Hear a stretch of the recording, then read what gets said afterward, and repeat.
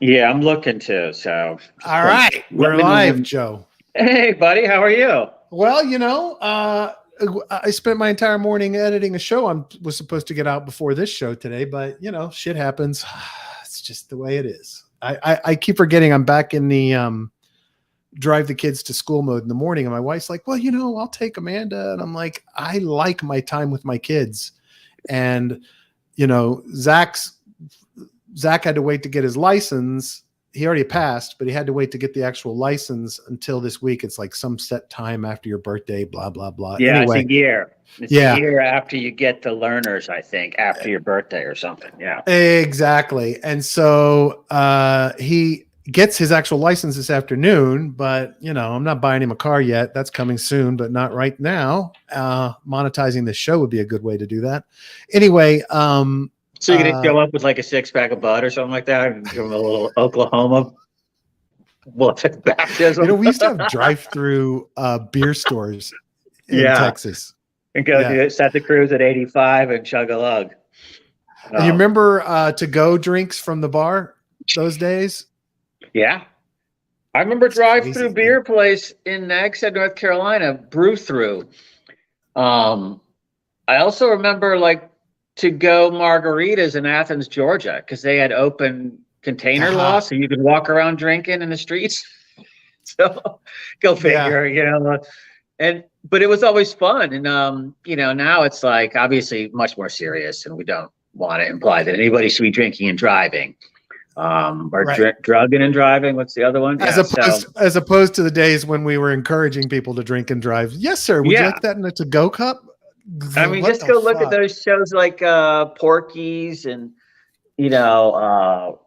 Dazed and Confused, and Friday night was getting a 6-pack, everybody in each, and driving around town, and you would drink like 4 of them and break one or spill one, and one would get too warm. But that was the driver too, that was everybody. So we also didn't have to wear helmets either. So, and Texas, the driver couldn't have an open container when I was in high school, but all of the passengers could. Oh shit, I didn't know that. So it was like, okay, that sounds, here, take my beer. Exactly. You just shared a beer with the dude next to you. It was friggin' hilarious. I mean, it's sad, but look, we evolve as humans. What the fuck did you do to the market, There were no airbags, so there was none of that shit too. So it was much more, the casualty rates were just horrendous. I think, what was it, like 55, 60,000 in a country half the size? We're getting smoked in drunk driving accidents every year. It was just insane. That's crazy. What'd you do, man? Have you been dumping everything you have in the last 24 hours? Because the markets, we're down 9.28% on ETH and 8.49% on Bitcoin. What do you? I think it's just profit taking. I didn't do anything. I mean, I sold some last week, but it was more that it was more like other, what Sean would call as shit coins. It was more those that I was selling. Because there were big gains. A lot of stuff was up 100%. And I was reading an article today talking about ETH was still up like 100% right now. And so I started thinking, I remember Sean talking about the 2100 line on ETH, and 2000 is always a psychological line for me, regardless. And so, base 10, all that shit. And so to me, I just think some people have gone, okay, we've gotten the run leading up to the merge. Maybe we should take some profit, if they're not all staked up and stuff. That's all I see. I mean, I don't see anything super, again, macro side, stuff's going to slow down. It is, but it looks like a lot of the positive stuff is under control. And like I said, from a U.S. perspective, with the rate differential, I think we're attracting capital, which should buoy the stock market and buoy the dollar vis-a-vis the, RMB and vis-a-vis the euro and vis-a-vis everything. So from our perspective, I don't see it, but Europe, I saw that Germany's way ahead of its guidelines, targets for gas storage. I was reading about a lot of the countries don't really have the same issues there with the natural gas. Their economy is going to slow, but they should benefit from the interest rate differential a little bit too on the Asia money. So I kind of feel like maybe we slide into a little recession, but I don't think it's a bad thing. Right. Real estate, I worry a tiny bit about on the macro side, but to me, I don't see the. I see it as a slow slide. And I think we've done most of it already, unless there's some big macro thing where everybody just decides to reshuffle everything at once. Yeah. Now And then look we're going who's to up. get hit everywhere. So Look who's up. Frax's governance token up 7.19%. yeah, The only thing up. well, I saw, like Monavale Digital X was up like 30% yesterday, and now I think it's down 25% today. I mean, there's a lot of stuff moving around if you really want to dial in and trade. I mean, that's just too gut churning for me to really do long term. I have to do it in durations and, to be able to stomach it.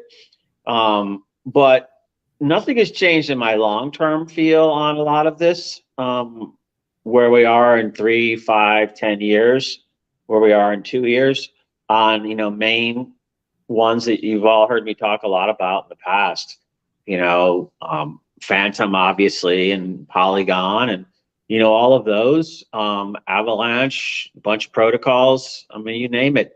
There is stuff to do, but you got to take profits to stay in the game. So I look at this as more of a taking profit. I haven't even looked at the stock market, what's going on there. Let's see, stock indices. I mean, maybe there's some big bloodbath going on. I don't know about. Well, all of the major crypto stocks took a hit this morning in pre-trading, but I don't know what they're doing at the moment. Yeah, the U.S. market's not crypto. S&P is only off 1.25%. So I don't see any carnage out there that's super meaningful. All in that 1 point range or less.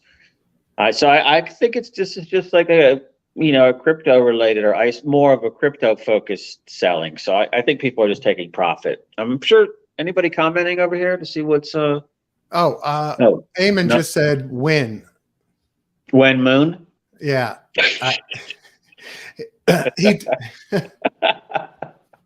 He must have been talking about something else. No. I know he doesn't mean that. I remember some of the Telegram chats when everything's cranking and it's filled with GIFs and emojis and, it's rockets going and, hordes of animals stampeding through stuff. And it's just super fun. And there was always somebody would come in and throw in that when moon. And then it was either somebody being sarcastic or it was a newbie, and then everybody dog piling on the person or something. But yeah, I don't know. Long term, I kind of feel like we've already done the crypto winter thing. I sort of share what Sean said, that we're I think that's the most logical explanation, that we're in that extended bottom. I saw a Goldman guy was saying that we were at the bottom, although he said it 4 days ago. So it wasn't the best timing for that call. But, we're in it. We're in that kind of range, like that, going sideways and up and down, meaningful deviation. So, when I see something like this, I see it as just the continuation of that trend. Right. Until we figure out what's going to happen. Yeah. Yeah. No, I get it. Okay, here we go. Sean's weighing in. Just to start here, BTC 13.8, ETH 4 to 6. I always wonder though, when Sean says that, again, are we thinking like sliding bear crypto wintery thing? Or are we thinking, hard wick down V recovery fast, Sean? What are you thinking there? Yeah, you're asking Sean or me? Yeah, I'm asking Sean because he commented. Don't ask me. Yeah. Well, it's one or the other. So I tend to think it's probably the latter myself, or I just slow grind. Oh, so he's going the other way. All right. So then accumulate. Okay, so more like 2018 rolling toward a Thanksgiving Day scenario, of like the 50% haircut. Yeah. And then a grind recovery. Yeah. Well, it's one or the other. What do you think, Brad? I have no idea. I am a clueless clueless bonehead about what the future brings. So, what am I going to say? Yeah, I guess I would say, to not sound all doom and gloom, you still make money in that market if you're holding a stack or you're just trading around it, short and long and straddling, you're doing different things. You still make money. Yeah. So it's not a negative thing. Yeah, and she kind of saying, yeah, de-risking right now in the market. But again, longer term, we have to sort of think of where are a lot of these chains going and these protocols and these applications. And I kind of think because I always think myself, and I'm not speaking for Sean, but of course he's a BTC first guy. So a lot of his thought, and again, I'm not casting any emotional judgments here or anything. I'm just saying that I think the weight of his knowledge base, his knowledge body, is BTC centric. So I think God, I hope I'm not sounding bad here, but I think he's looking at a lot of like BTC. And I think that in DeFi and those areas, like, the Cantos of the world and a new innovation, I think that still goes on. So I don't think it gets boring for us. I think it gets more interesting. But at the same time, it did not sound super positive because everybody's waiting to see what's going to happen in the equity markets. Sure. So because there was a good article somewhere today I read. It was talking about, I think it was that Goldman guy that was talking about, liquidity drives the crypto market is what he was saying, which, is the same thing everybody says. If people are going to go risk on or risk off, if you're equity guy, not a crypto guy, you got to have winnings in the equity market first before you go into risk. So I think that's why everybody's sitting here watching the equities markets, waiting for those gains. And, is the capital inflow going to offset deterioration in earnings and stock valuation? I guess that's the $20 trillion question. Yep, absolutely. All right. And Sean says, market is giving you a chance to de-risk here, not financial advice, of course. And as we always say, nothing here is financial advice. We don't know what we're doing. Don't risk more than you can afford to lose and expect that you'll lose it all. That's the best way to go about it. Speaking of losing, I just had that up. Did you find some good stuff? Well, I did find a couple of things, but here it is. This isn't necessarily good. Crypto market bloodbath leads to over $500 million in liquidations in 24 hours. Data from crypto analytics firm Glassnode shows Bitcoin futures long liquidations touching a new 8-month high as BTC crashes below 22,000 on Friday. Here we go with the liquidations again. You would think that after 6 months of cascading liquidations over and over and over again, people would fucking figure it out.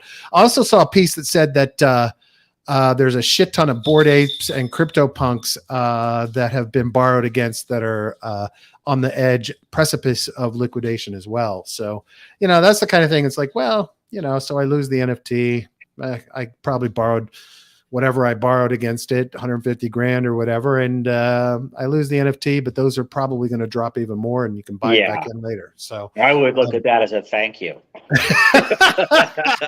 At this point, thank you, God. But look, this is just because everybody's thinking along and discussing the same thing we're discussing. Which way is this going? All the, I'm not in Twitter, but all of the, you guys have said in the past, all the FOMOing and in crypto Twitter about missing out on this, and I think people start structuring longs there, and then the market goes the other way. When they see that big pile of liquidity, they just go get it and gobble it up. So to me, I look at it again, the range is 100% right now from the bottom for ETH. So that's a nice range to trade up and down in. So absolutely, to me, when you look at this 500 million, what is that? That's less than 1/10 of 1%, half of that. So it's kind of a blip on the whole crypto market cap, if you think about it. If it's $1 trillion, we're talking about that. So we're talking about, half of, 2,000th roughly. That should be normal to me, back and forth as it goes up and down, shorts, longs, whatever, just getting constantly wiped out to hold that price. Yeah. My read. I don't know. I'm not a big trader though. Now this one cracks me the fuck up. Oh God. This piece of shit. I wish they'd taken him for 450 million, frankly.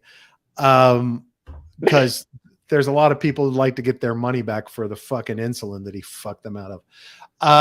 Martin Shkreli claims porn virus cost him 450,000 in crypto tokens. This guy's just the joke that keeps on giving. You know, it's just seriously. That's like the guy telling the story about he was in a bar and found out he was actually making out with a guy instead of a girl. You know, it's a story you don't tell people. Exactly. I lost 450 grand because of porn malware. It's like, how fucking stupid are you, dumbass? Yeah. I mean, so, seriously, download this app for free porn. Really? Are you that fucking stupid? Click this link. God, wait. I saw a summary that said the name of the porn. Wait a minute. Where was it? I mean, the name of the malware. I want to find it.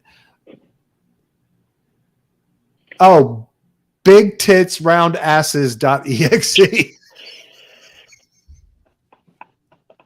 How anybody would ever give this guy money for any deal at all is just beyond me. I mean, Jesus. How could you even sit in a meeting with him?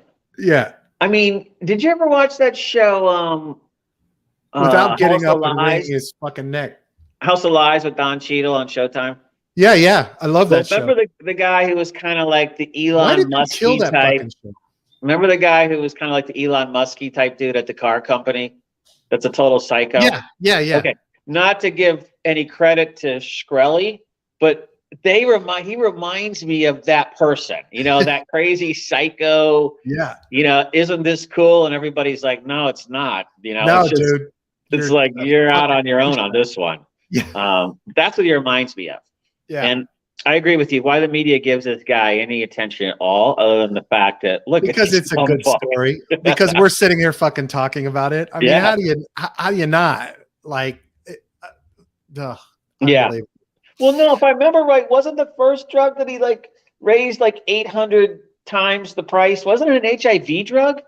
Or it was some kind of like rare disease drug. Yeah. And there was no other source. Yeah. And so it killed people. Yeah.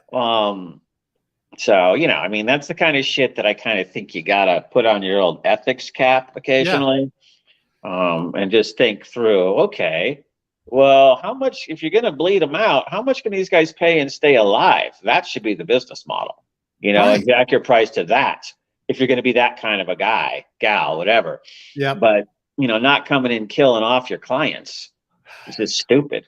Just fucking stupid. Well, you know what? It's, I mean, it's aside from being immoral, I think is another good way to put it. It's not life or death, but you know that the cash advance industry that I've talked to you about on the show before, the advance is not consumer cash advance, but business cash advance, right?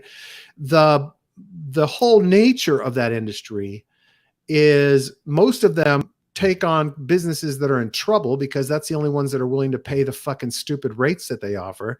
And then they just run them out of business. And when I was affiliated with a company that was doing that, and I realized what they were doing and left, the thing that I had the conversation with the owner about was, what the fuck are you doing? Why don't you do this at a reasonable rate and help businesses that need money for marketing instead of businesses that need money to fucking pay their mortgage?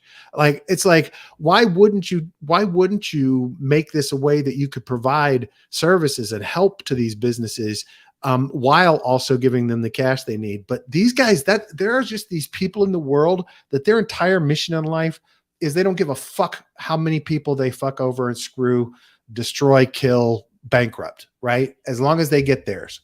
And that, you know, that's just this whole, you know, I'm a capitalist, but the whole kind of, you know, greed kills model of doing everything is just, it's just so bad. But anyway. Well, you know, look, what I say to people is you don't want to make money off of human misery.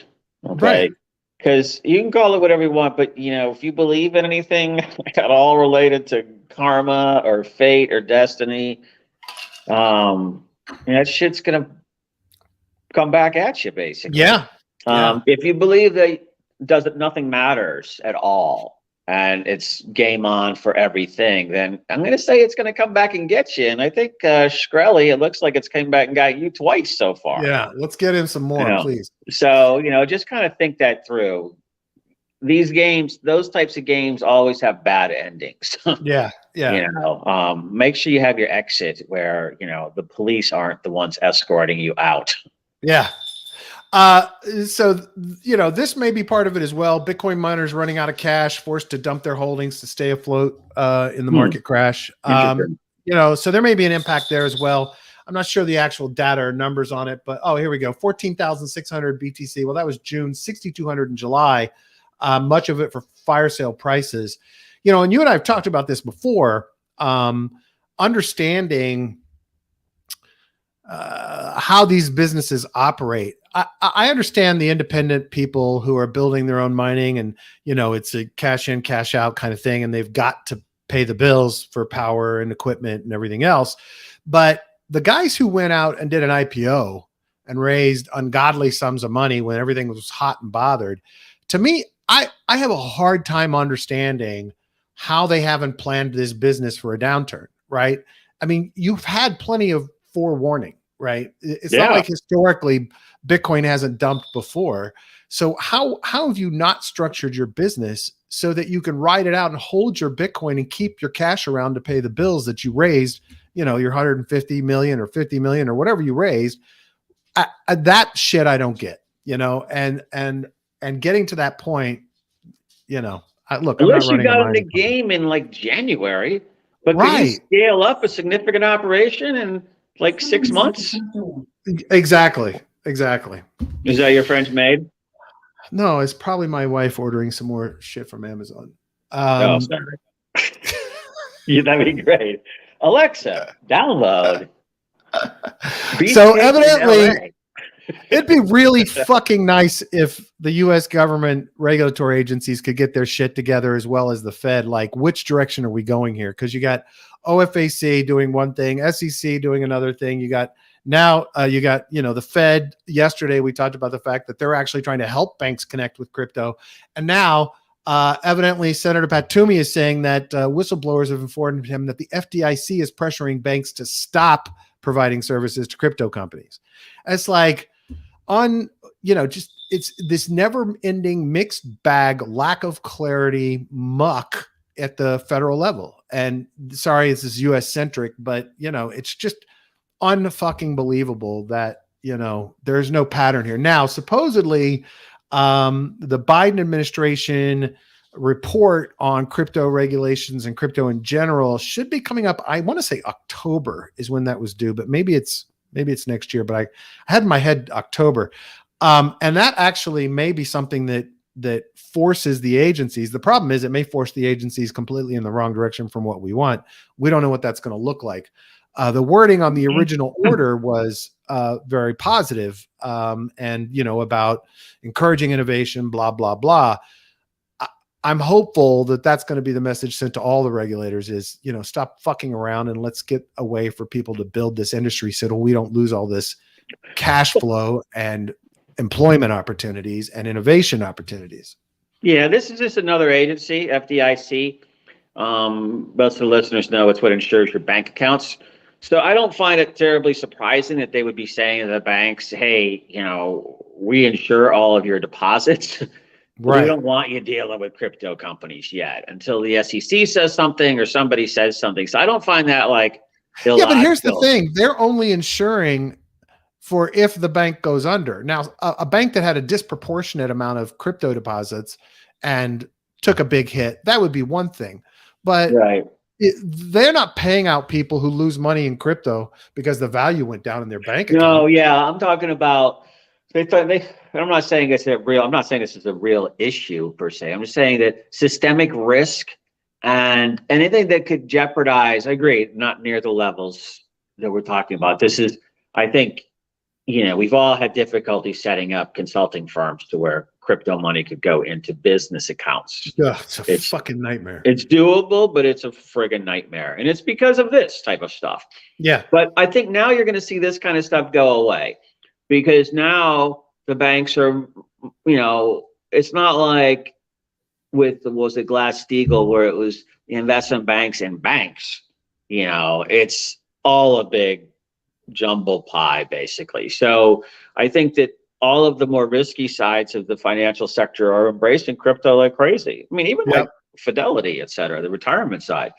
I think it's just in the these guys, FDIC, are super conservative as well.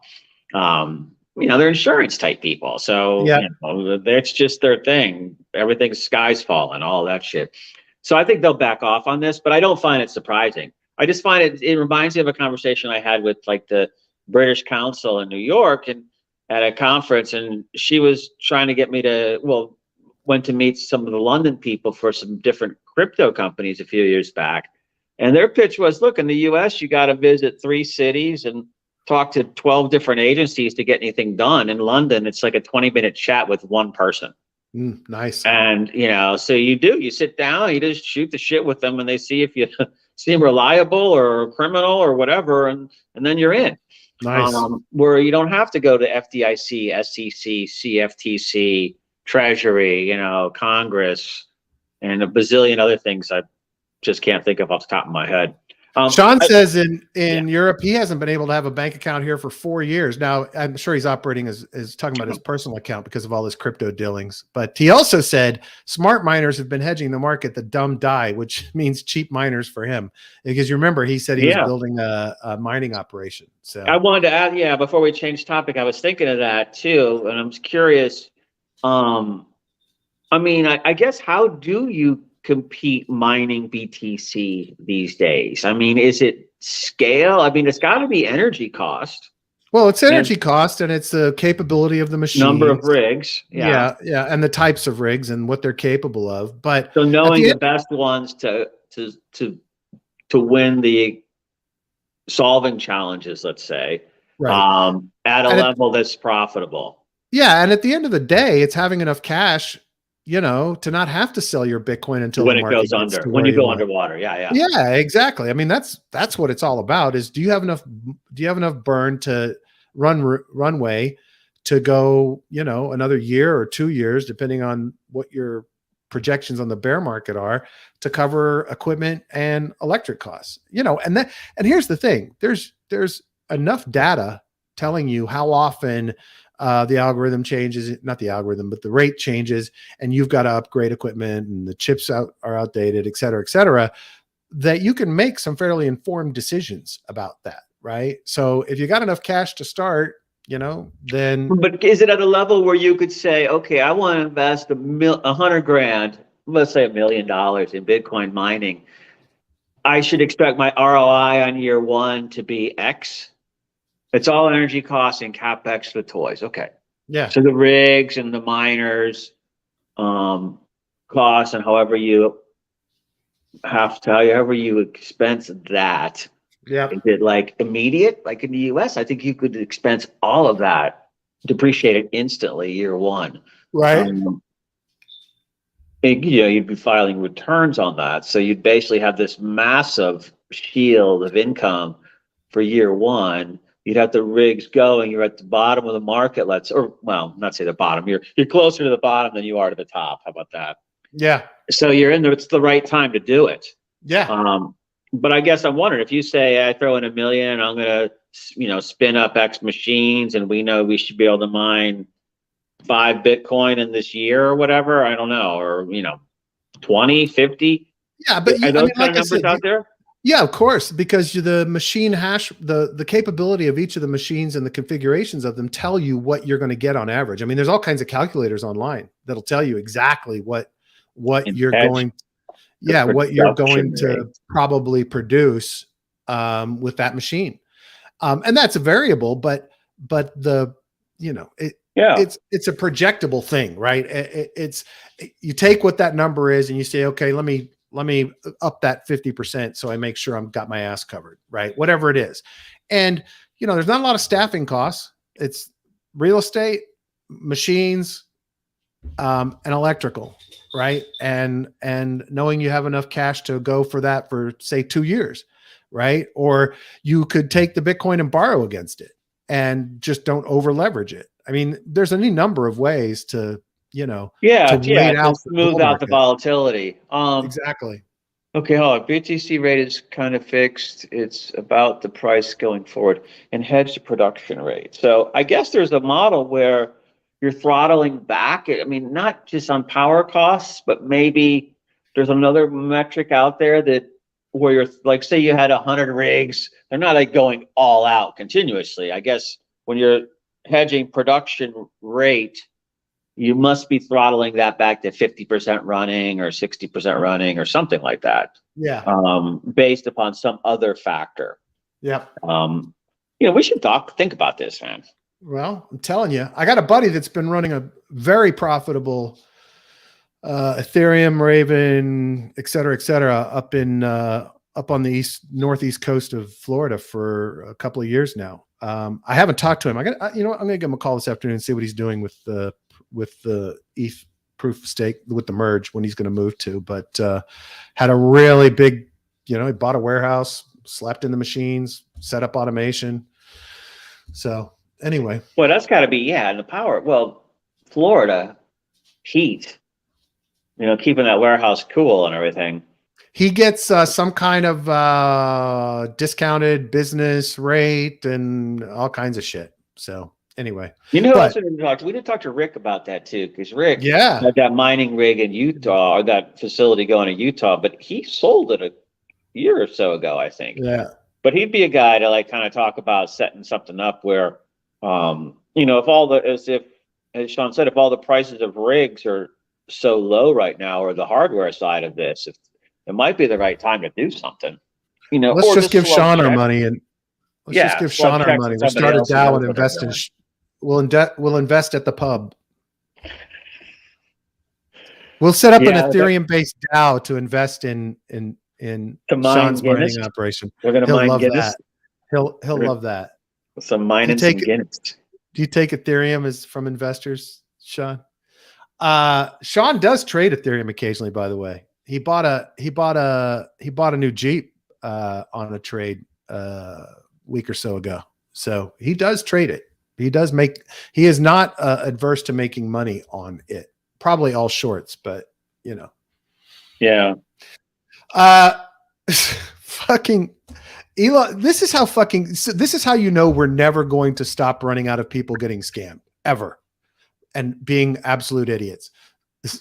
The connection of this is just, what are you thinking in your fucking head?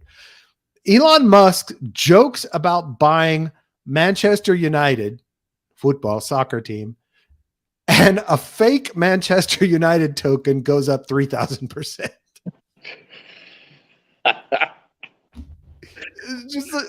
Just the level of stupid is just look. Remember when more power to the guys that bought it early, but remember those other Azuki dudes that came in and bought up the Azuki token? Yeah, People didn't really know what Azuki means in Japanese, and there's like 5 of them.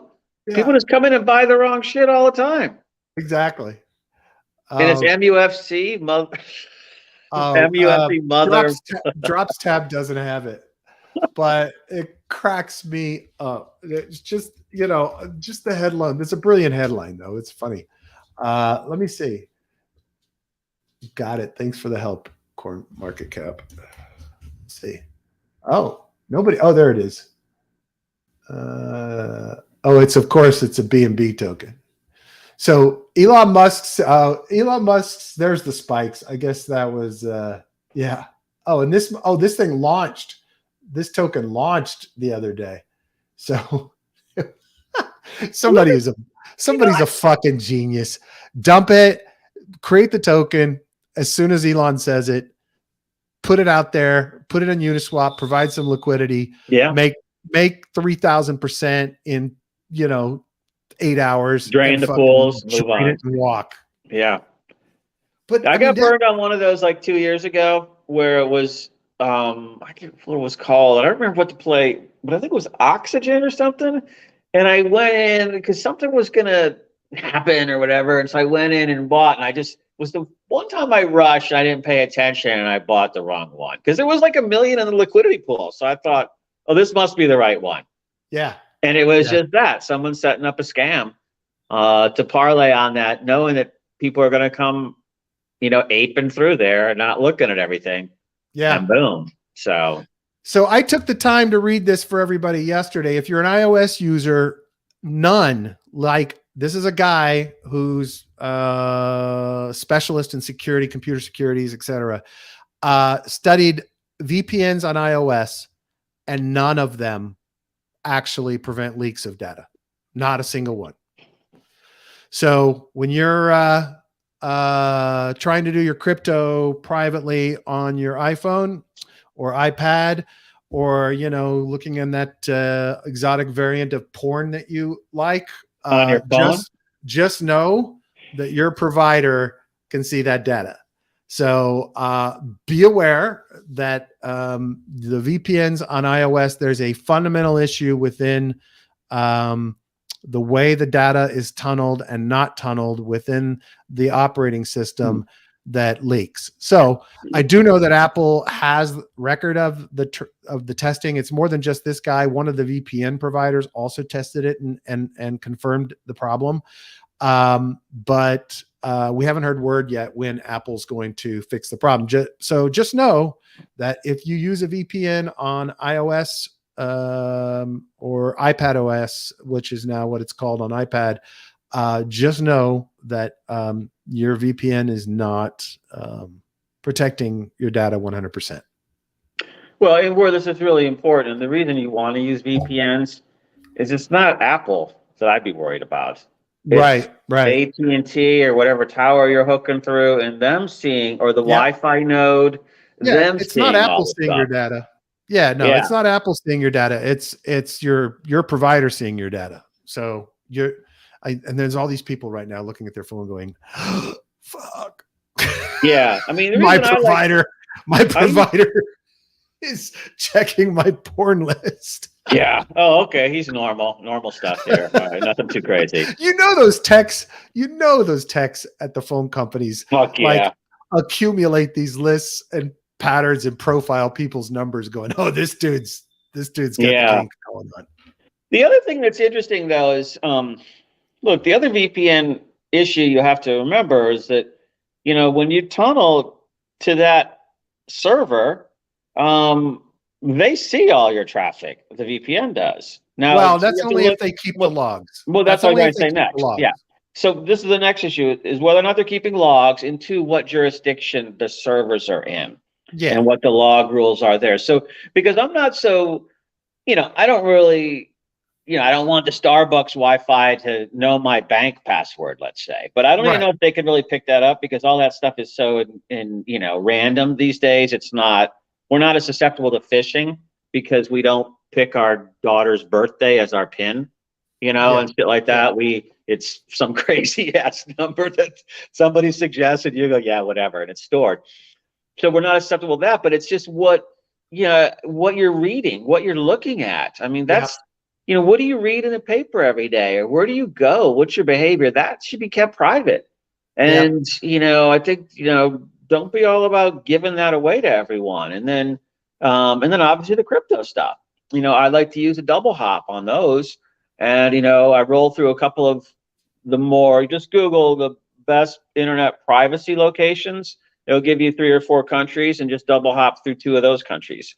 Yeah. And all of them are crypto friendly countries too, as far as Binance and everything else, and XT and all the other exchanges out there.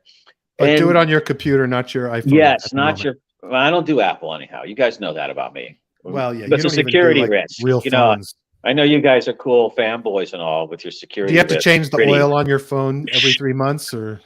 Hold on. Let me move the abacus over. 1 second. Hold on. I got to type over here. Hey, here's a shocker, Joe. What? My buddy. One of the primary Cardano developers says it is catastrophically broken on testnet, that it is a hot fucking mess.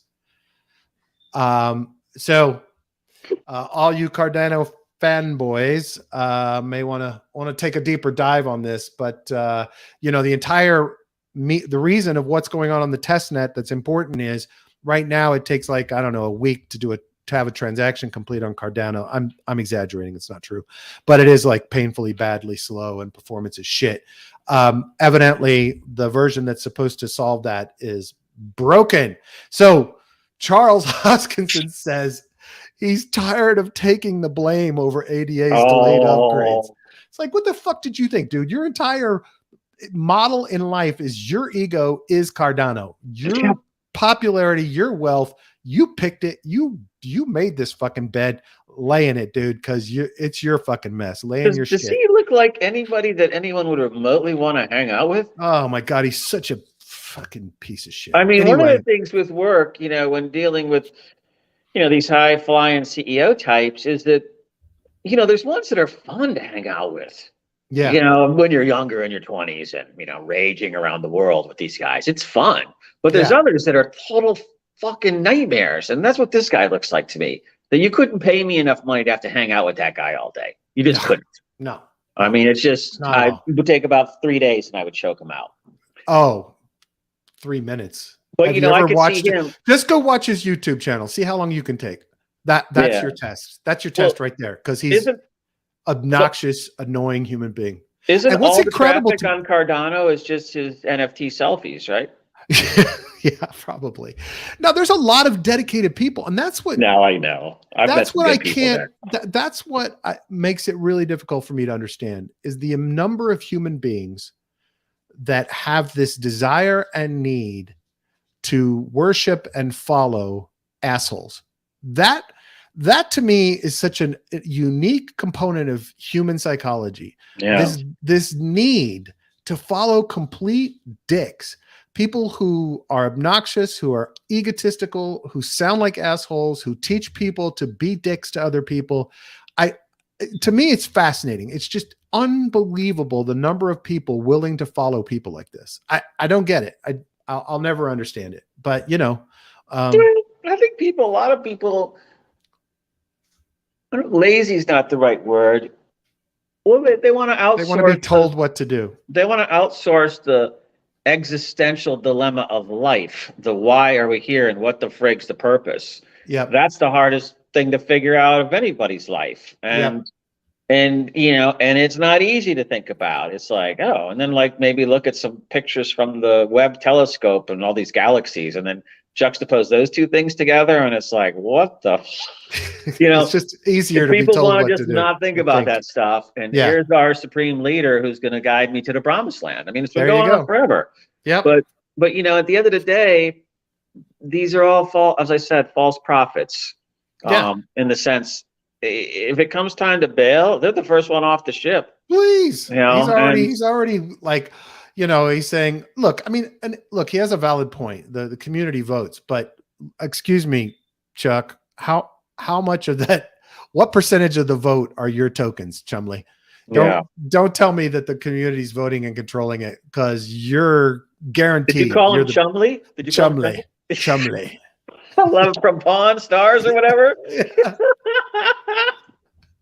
That's great, man. That's great. I love it. MTV is introducing the Best Metaverse Performance Award category in their awards show, which I love it. Look, I want to see more of this because it's happening. This includes Fortnite. This includes metaverses, I assume. But there are huge stars doing concerts in these worlds. Fortnite has fucking huge stars in there. So this shit, the more we seep into the brains of people that are paying attention to pop culture, the better it is. It becomes more acceptable. It becomes more normal. They get excited. They're like, oh, holy shit, I could have watched a concert with so-and-so, fucking Justin Bieber, whatever, in that world. Damn, I need to figure this out. Let me check it out. Right. And so that just creates, what's the word I'm looking for here? Community engagement. Legitimacy. Community engagement. Right. So it seems like a small thing, a Best Metaverse Performance Award category, but it's actually a really big thing to me that becomes mainstream, that people go, now we have a metaverse category. Remember back, this is going to be remember when story, but in the .com days, there were all these like people coming out with all these projects that were sort of still stuck in like old world stuff, old Yeah. world business models. Then all of a sudden people started thinking, well, wait, hey man, if the product goes through the internet, i.e. it's digital, software, content, whatever, then I can reach much bigger audiences at lower distribution costs. Right. So all of a sudden you could scale at a very, very effective, that was sort of the big premise. Now we come to the metaverse stuff, and all of a sudden with the artists and content creators, same thing, man. You can scale now at a whole nother level to pre-existing communities that are there and that are actually visually engaging with you in, that virtual realm while you perform. And you don't have to go on road tours anymore. You just sit in your studio at your mansion in Bel Air or whatever, banging out concerts, 3 a day, poolside, and make 5 billion a year instead of 500 million. So to me, this is the next thing. Yeah, totally agree. So more people in, and more shows, and then more people go, and then kids just kind of like the kids. Well, and then your ticket will be an NFT, and you'll buy an NFT, and you'll have a simple wallet, and it's native tech. It'll be native tech to these kids that are just getting ready to get into phones, that they've gotten the laptops and iPads, and they haven't quite gone all, well, I don't know if it's even a stay smartphone. Maybe it goes somewhere else next, but you know what I mean? It's like the audience is there and they're in the distribution channel. So it's time to give them some product. Absolutely. It's good shit. This tells you how young we are, how new this all is. So, Houston television station doing a story on a man who lost $200,000 in crypto. It's like, dude, seriously, Terra? The 200 grand. What was he in Terra? I have no clue. I just found it hilarious that they're still doing. Hopefully it's the Manchester United coin. The stories in, I guarantee you he borrowed from his mother's retirement and his 401k. Oh, okay. What a fucking genius. All right. Hey, my favorite new pet project, Canto, is up 55% in TVL in the last 24 hours, man. So you guys better jump on this bandwagon. I'm telling you. Look, don't invest what you can't afford to lose. That is not investment advice. That is not financial advice. But I love the idea of being in early in a chain, and I love the team behind the chain, and I love the model of decentralization. I love the model of free public infrastructure. People are jiving in more and more.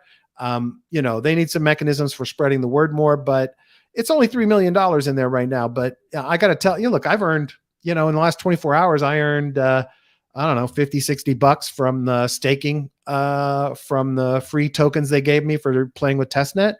I just saw another, DEX is going to be deploying on chain, shortly. I saw a tweet about it today.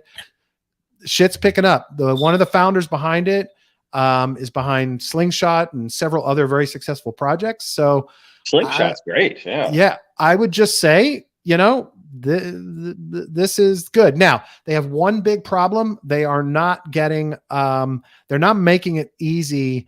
There's a bridge into the ecosystem, but getting actual Canto, the token, the gas token in the ecosystem is a little difficult right now. So I've actually been chatting with a couple of folks about that because right now you have to go to their Discord and have somebody send it to you as a social. So it's not like a faucet or anything. You can just light up right there. Yeah. Eamon's back. Hey buddy, how's it going, man? Eamon can't watch every day because he has a conference call with his new gig, his new corporate JOB. Throwing on the tie. We got to get Eamon out of the JOB and doing some dev work with us. So we gotta talk about that because he's the big brain guy. Project that he's got something interesting he's working on with the bond thing.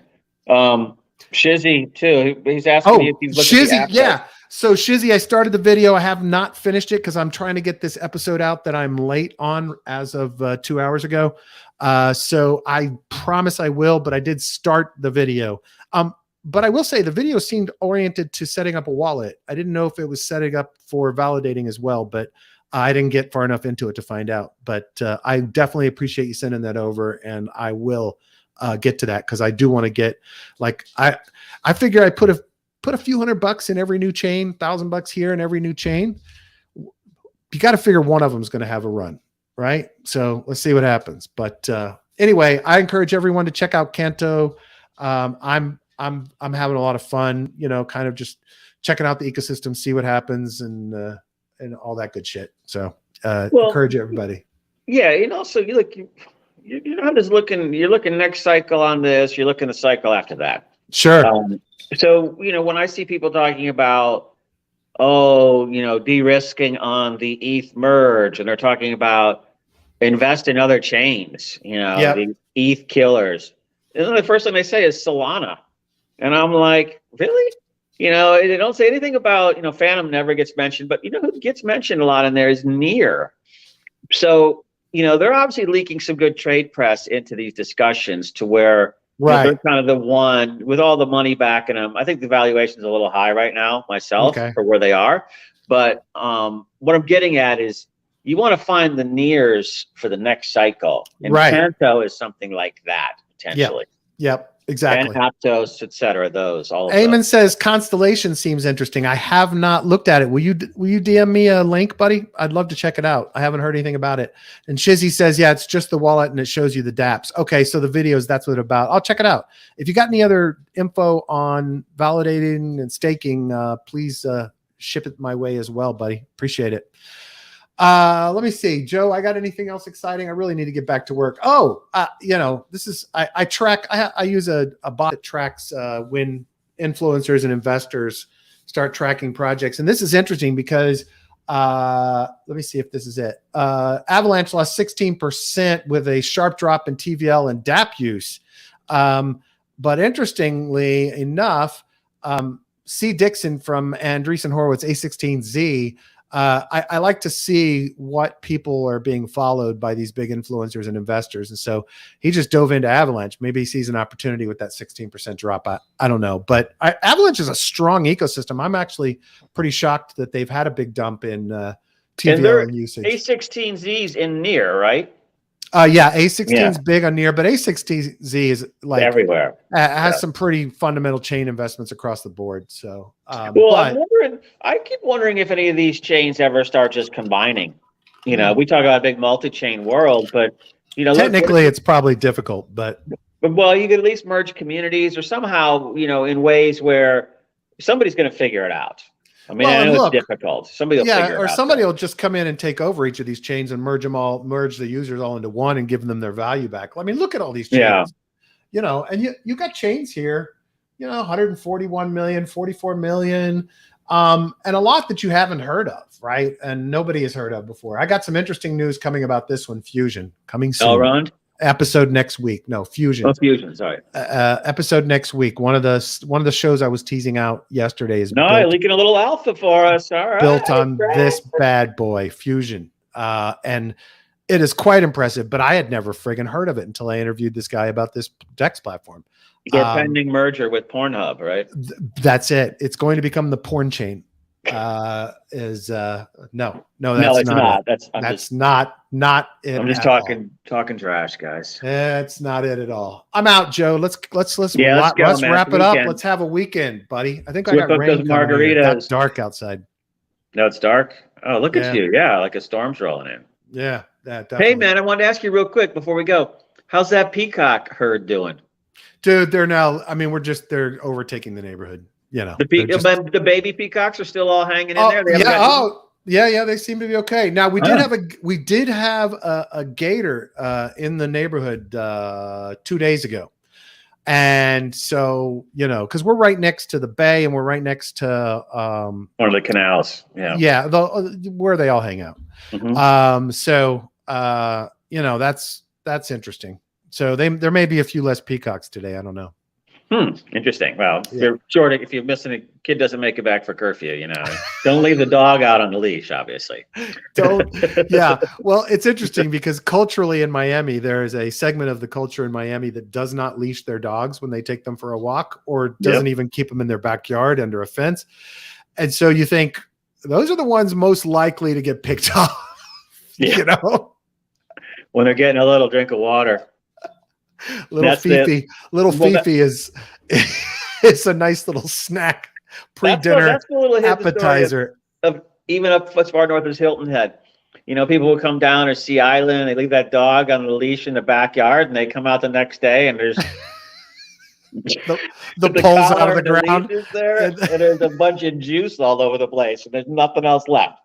Yeah. We shouldn't laugh about this. It is horrible, but you know, But it's people fucking use your horrible. brain. We live in fucking the middle of the Everglades. You know, Yeah, what do you think's yeah. going to happen? Anyhow, All right. Thank you, everybody. Eamon, Shizzy, Sean, everyone that participated. We love you. We appreciate you. I hope everyone has an amazing weekend. Please take a couple of minutes to rate and review us on Apple Podcasts. Subscribe, click the bell on YouTube so you get the latest episodes. Tell your friends, tweet about us, whatever you like. We appreciate any help you can give us. If you have feedback or ideas, B05Crypto, B05Crypto on Telegram and Twitter. You can DM me. DMs are open on both. I'm happy to hear from you. wow. Got episodes coming out this afternoon with a project called Fluidity. It's going to excite you. And one of the ones I talked about yesterday. And then next week, we're going to have 4 more Mission DeFi episodes coming out. So please tune in and listen and share on your socials. Appreciate it. Joe, have a lovely weekend. Yeah, you too, buddy. And I'll talk to you later on today. But yeah, you're right. Eamon, Constellation does look interesting. I recommend everybody check it out. Check it out. Check it out. Check it out. Anyhow, have a good weekend.